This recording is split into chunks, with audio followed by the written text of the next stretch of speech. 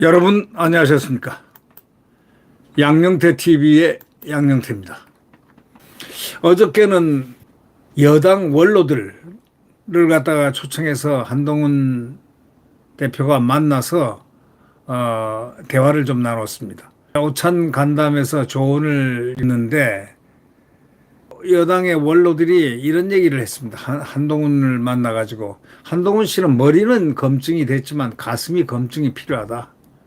가슴, 머리는 좋다 그런 얘기죠. 그러나 가슴은 아직 검증해야 된다 이런 얘기를 했다는 것은 바로 가슴이 부족하다 이런 얘기보다 더한 비판입니다.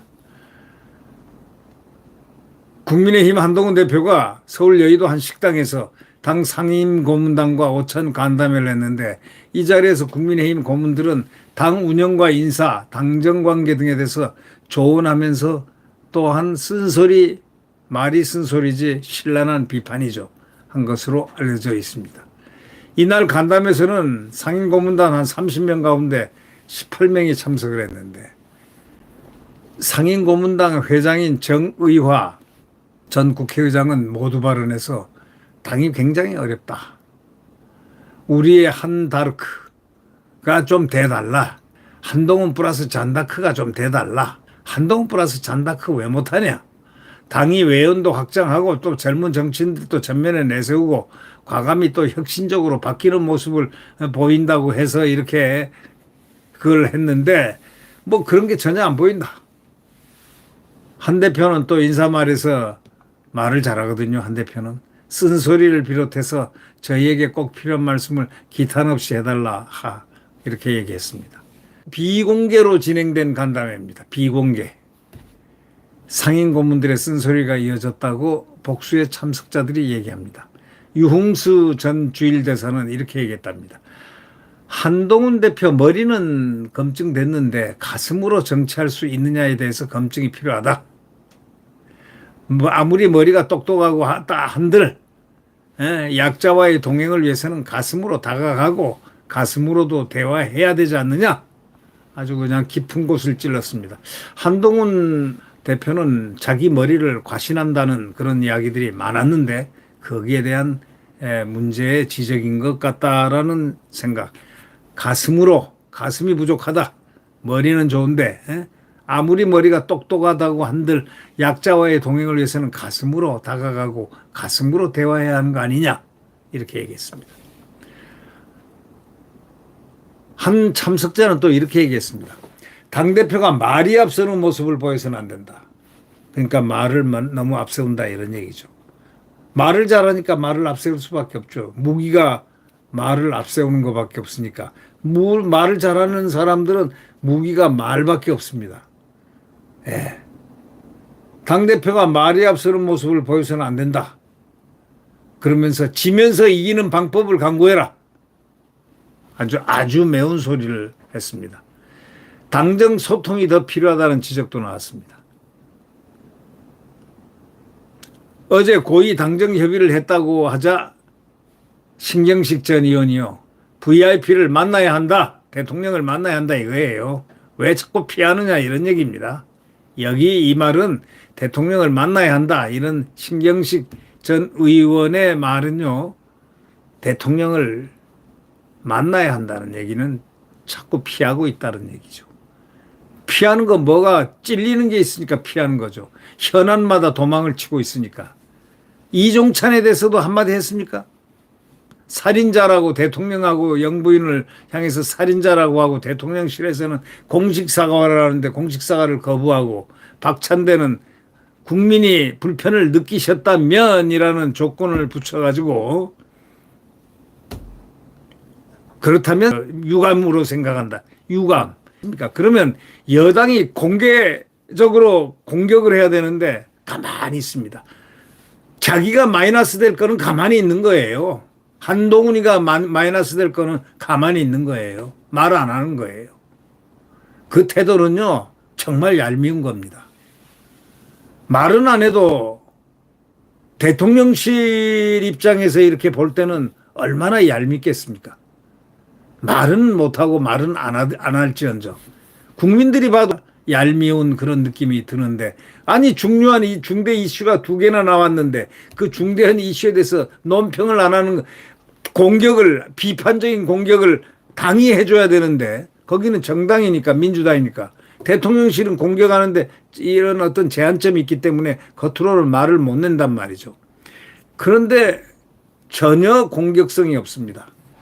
형식성밖에 없습니다. 그러니 이런 말이 나올 수밖에요. 윤한 사이에서 여당 마이크가 꺼졌다. 대변인단은 현안마다 소극적으로 대응한다. 현안이 두 개가 이슈가 있었잖아요. 그거에 대해서 이렇게 언론에 어저께 조선일보에 크게 났습니다. 또 여타 언론에서도 그렇게 그런 유형의 기사들이 나왔습니다. 이 당 체질을 개선해야 된다는 주문도 나왔습니다. 당 체질을 어떻게 개선하냐. 이윤성 전 의원은요, 우리 때는 아침부터 밤 잠들 때까지 어떻게 논평을 내고 언론을 상대할지 고민을 했는데 지금은 당 전체가 너무 게으르다. 너무 게으르다. 선거에 이기길 기대하는 것 자체가 문제라는 생각마저 드는, 선거에 이길 가능성이 없다는 겁니다. 이런 식으로 하면은 당은 선거 못 이긴다는 겁니다. 이윤성 전 의원이 했습니다. 이윤성 전 의원은 KBS 앵커를 하신 분이죠. 이 언론 기자, 이 KBS 기자 출신인데 상당히 이분이 날카로운 분인데 선거에 이기길 기대하는 것 자체가 문제란 생각마저 든다. 이렇게 얘기를 했습니다. 집단 게으름, 나태주의를 꼭 극복해라. 권철련 전 주일대사는요, 뭐라고 했느냐. 고시라든가 관료 출신이 당 지도부에 너무 많다. 인사에서 내 사람을 꼽더라도 납득 가능하고 합리적인 사람을 시켜라. 인사도 X다 이런 얘기입니다. 한 대표는 상임 고문들의 발언이 끝나자 이렇게 얘기했습니다. 어렵고 힘든 과제가 아무리 몰아쳐와도 누구보다 다 잘할 자신이 있다. 누구보다 잘할 자신이 있다. 정치는 자신 가지고 안 되는 법이다. 이걸 얘기를 해주고 싶습니다. 많이 지지하고 밀어달라. 정치는 말 안 들으면은 절대로 지지하고 밀어주지 않습니다. 뒤에서 뒤통수 치는 데가 정치입니다. 아니, 한동훈 대표도 윤석열 대통령 뒤통수를 쳐봤지 않느냐 이거예요. 그게 정치라고. 많이 지지하고 밀어달라고 한다고 밀어주고 지지하겠느냐. 그런 얘기입니다. 어렵고 힘든 과제가 아무리 몰아쳐와도 누구보다 잘할 자신이 있다고 말하는 그 한동훈 대표의 그 자신은 일종의 과신으로 보입니다. 이제 한동훈 대표가 제가 예언을 한 대로 앞으로 3개월 있어 보십시오. 앞으로 3개월은 금년 11월, 12월까지입니다. 11월까지 상당한 어려움이 닥칠 겁니다. 그 어려움에 닥치는 것은 그때 가서 정치의 어려움이라고 변명하지 마시고 지금부터 미리미리 쓴 약은 입에 넣고 단약은 뱉고 이렇게 해야만 될 것이다. 한동훈의 앞날은 그렇게 밝지 못하다. 사람들이 많이 얘기합니다. 본인은 앞날이 환하다 생각하고 자 이재명도 만나자. 왜? 대통령이 지금 어려움에 지금 처해있고 중요한 국가 어젠다를 어저께 독트린도 발표하고 또 이종찬 문제라든가 특히 이재명이가 두 번째로 연임이 당선되자 완전히 이건 폭주거든요 이게. 그리고 얼마나 입법 폭주를 했습니까? 그걸 공격은 하지 않고 덥석 그냥 회담을 하겠다. 여야 회담을 하겠다.